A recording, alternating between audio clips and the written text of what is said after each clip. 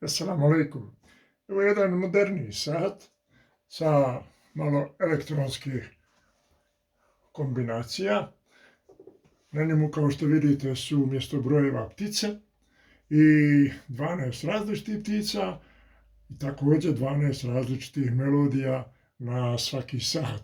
Ja ću vam sada pokušati malo to demonstrirati.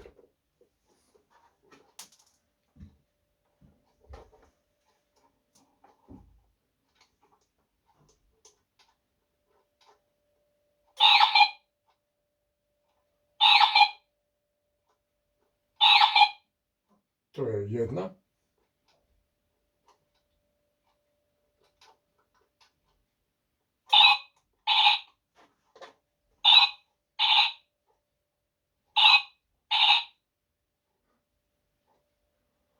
Sljedeća.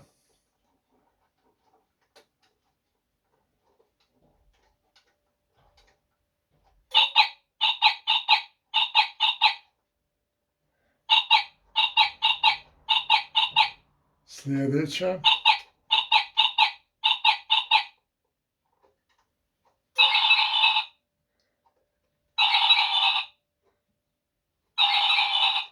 Također imaju njihovi nazivi ovdje napisani koja ptica.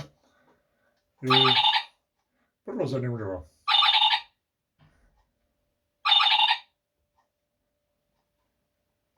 Idemo dalje.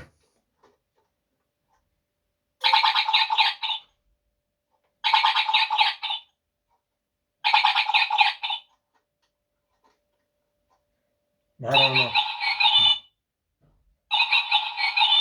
toliko je melodija koliko je sahati, znači 4 sata, 4 melodije.